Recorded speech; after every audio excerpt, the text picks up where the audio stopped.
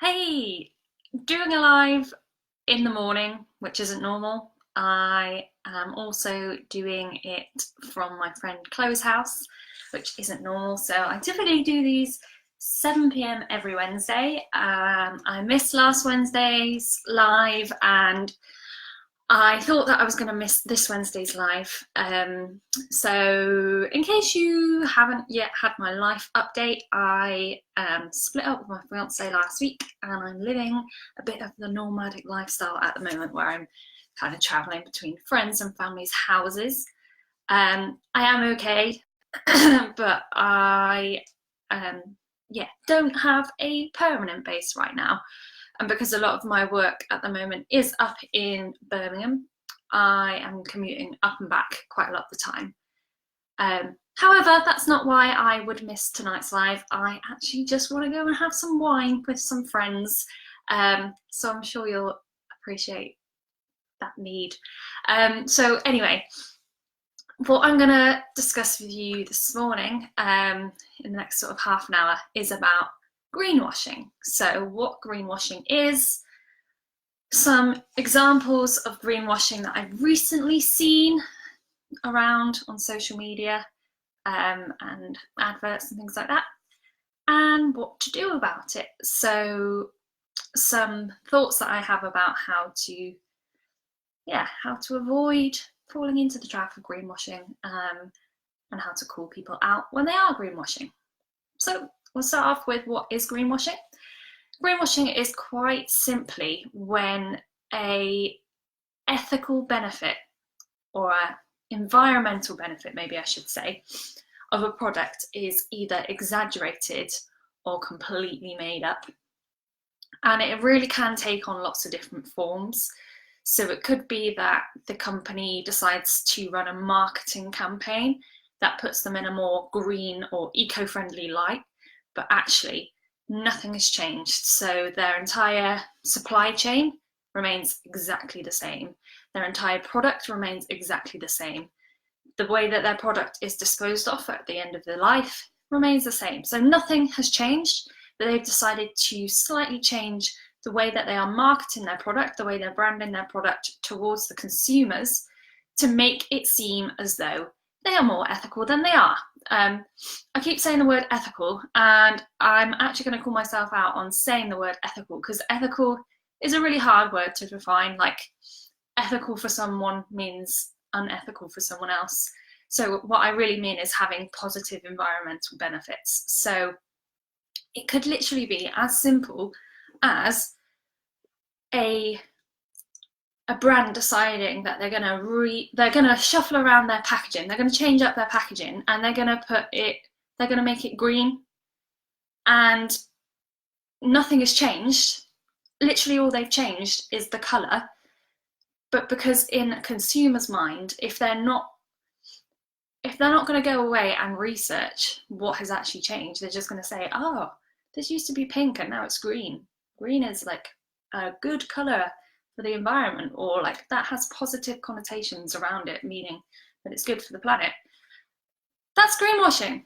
Nothing's changed. That product is still the same product. And yeah, that's literally greenwashing. There's nothing good about that product at all, and nothing changed.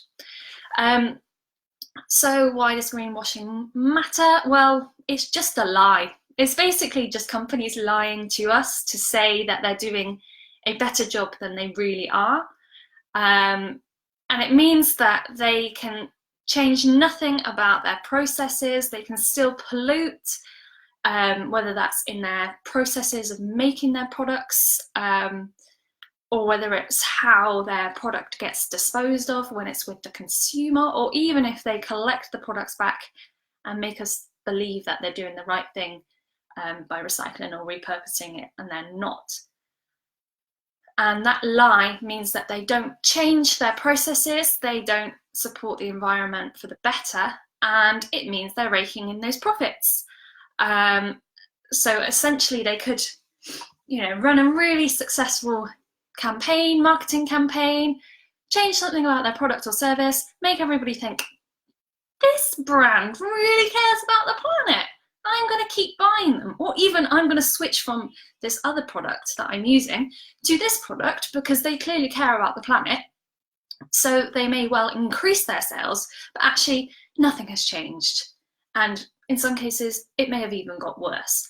So it's basically a big old nasty lie, and it's not nice, and we need to call people out on it when they do that because it sucks. And I know that I've fallen into greenwashing before in the past, like when I wasn't really an eco geek like I am now. That sort of stuff used to work on me. And now I'm way more familiar with the sort of language that should be used, or yeah, just being able to spot when a claim that's being made is correct. It's far easier not to fall into the trap of getting greenwashed. So some easy ways to spot greenwashing are just that, it's that age-old phrase of like, does something sound too good to be true? Then it probably is. So if they are making this ridiculous claim, you're like, wow, that sounds brilliant. But when you actually have a bit of a think about it, you're like, I don't think that's possible. It's probably fake. A lot of the time when companies are transparent, when they have environmental benefits, when they are trying to do the right thing, maybe they're a social enterprise, or they are just a good company in terms of, you know, they are always trying to do the right thing, they will actually be super very much, that doesn't make a lot of sense, that sentence, but they will be really transparent about their shortcomings, about what they do really well and what they struggle with. A really good example of this is Oatly. So Oatly is that milk alternative that is oat-based milk, and they did an annual report. So they did 2 annual, well, I don't actually know how long the company's been around, so maybe they've done loads of annual reports. But anyway, the annual report that they brought out this year, so the 2019 report, it actually said on it, like, our stats aren't as great as last year. Have a read as to why. And that was just like so refreshing that a company was like, yeah, we're trying our best. Like, we are trying to reduce our impact, but actually we haven't managed it this year. Whereas other companies would have been like, oops, we haven't done as well as we did last year in terms of like our green agenda. Let's just fake it. So if for whatever reason you're thinking, this seems a little bit like they're not being very transparent, they're not really talking about the whole truth, they're probably hiding something from you. Likewise, if you try and contact a company, a brand, whatever it is, and you want a bit more information about something, so whether it's where their raw materials come from, whether it's how to recycle their product, whatever it might be, and you're like, oh, I just have a general question, and they can't answer you, or they're a bit like coy about responding, or just sort of palm you off, probably a bit of greenwashing going on there as well. So yeah, over-exaggerated claim, can't back up their claims, just vague information in general. So if on their website they're using nice sounding words, like,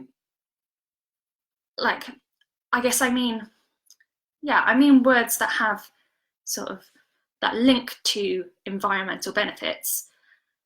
And maybe even they're using these words that would actually need an accreditation behind them. So for instance, stuff like organic or cruelty-free, or all of these words, you actually need to be able to prove it. You actually need to back it up with evidence that your product is those things. And then if you go on their website, or if you try and find more information on their social media and you have no evidence to back it up, they're probably lying. Because actually there's nothing stopping them whacking those sorts of words on their product, which is a bit rubbish. So I'm going to give you some recent examples that I have seen.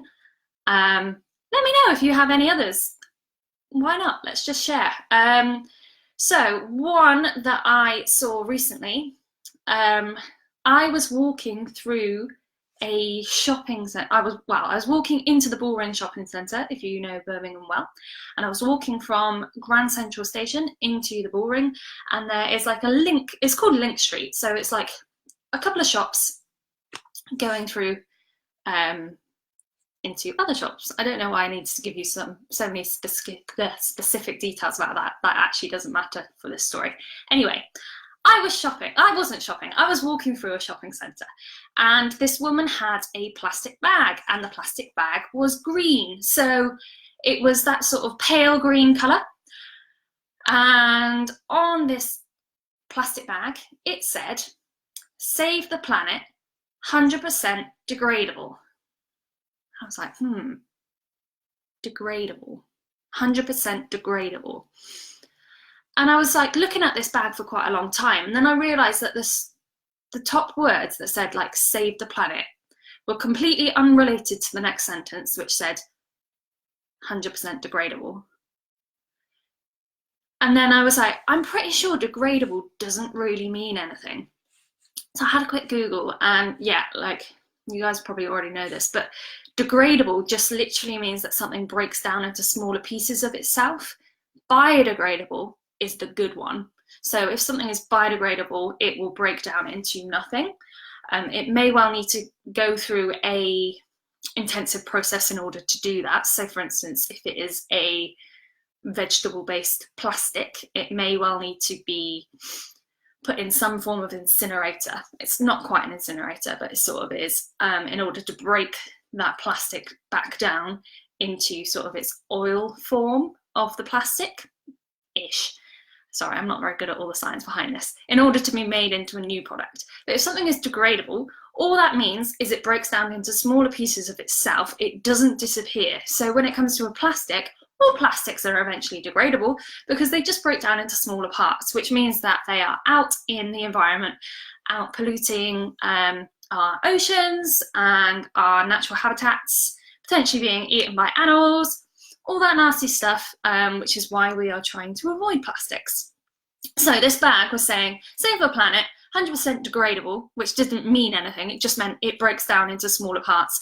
And it was green. So it was obviously giving the idea that this bag was good, but it's not. It wasn't. It was just a plastic bag that breaks down, like every other plastic bag. So that got me really mad. And I didn't even know which company this bag was from. Like, I just saw the back of this bag and was like, what a lie. What an absolutely massive lie. So that one was uber irritating. And if you've seen this bag, and you want to tell me which shop it's from, I am still on the lookout for this bag because I want to call that company out because they are liars.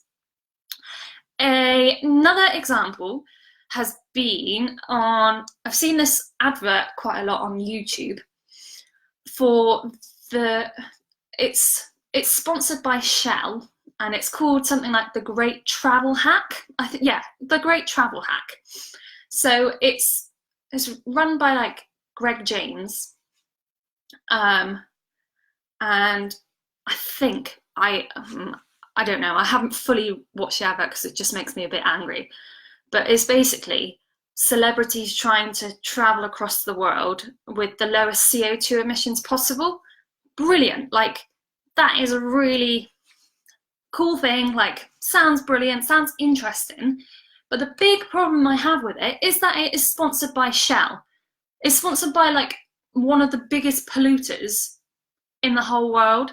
And it's almost like, I don't know, it's a bit of like lip service, but nothing's changed. It's that idea of like, oh, we could put our name to something that looks really good, but actually we haven't changed any of our processes at all. So when I was having a little research of it ready for this live, I was reading through all what the like celebrities were saying, influencers, I don't know what they are, were saying about why they wanted to get involved with the Great Travel Hack. And they were saying like, oh, it's brilliant because it's for the environment, and oh, we need to save the world while we can, sort of things. All really good things to be saying, but it was almost like, yeah, but you're being sponsored by such a massive polluter, and they're just putting their name to something nice, but they're not changing anything. And they've also got such a heap of money just to throw at stuff like this. Why aren't they throwing this money at changing to green energy? But hey, maybe that is just me being too fanciful about the whole thing. Their good chum BP also recently did a nice little greenwash on social media. So they released, I think it was an app that was showing people what you'd do is you'd type in some of your lifestyle habits. So whether it was how you travel or what you eat, or I didn't do it because I was like, this is greenwashing. Anyway, you type in some of your habits and then it would tell you how to lower your CO2. So it would say, eat less meat, ride your bike. It was sponsored by another massive polluter. Another massive polluter was putting the blame, or like making consumers feel like they needed to change rather than changing their actual processes, rather than changing their business for the better. They were just using their dollar to invest in making people feel a bit rubbish about themselves. And that is mean. Another one is Cliff, which is a cleaner, like a kitchen cleaner. They've recently brought out refills. So you can buy your Cliff multi-purpose surface cleaner in a plastic bottle, like with a spray top, and then you can buy a refill, which is just a smaller bottle, and then you refill it, and then you recycle the refill bottle. So essentially what you're doing is buying a chemical cleaner in a chemical bottle, and then you're buying a replacement, like a smaller version of this, still the same chemicals, still in plastic, and then the film around the plastic isn't recyclable, so you'll need to take that off and put that elsewhere.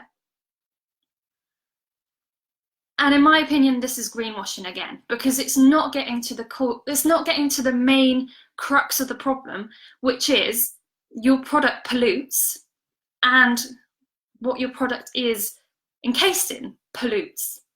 And it's likely made of virgin plastic. I didn't research that, but I'd put money on that it probably is. So why am I so annoyed at that? Well, I'm annoyed at that because they are using this kind of, I don't want to use the word trend, but I'm going to use the word trend. They're using this new idea that it is better to refill things than buy whole new products, which it is. Like, whenever possible, it's better to, refill from bulk items. They're using this concept, but they're essentially bringing out a new service that doesn't actually cut back on very much at all. I guess it gets rid of like the spray function of the bottle, which you could argue is good, but it doesn't really get to the root of the problem, which is we're producing too much plastic and their product is a pollutant.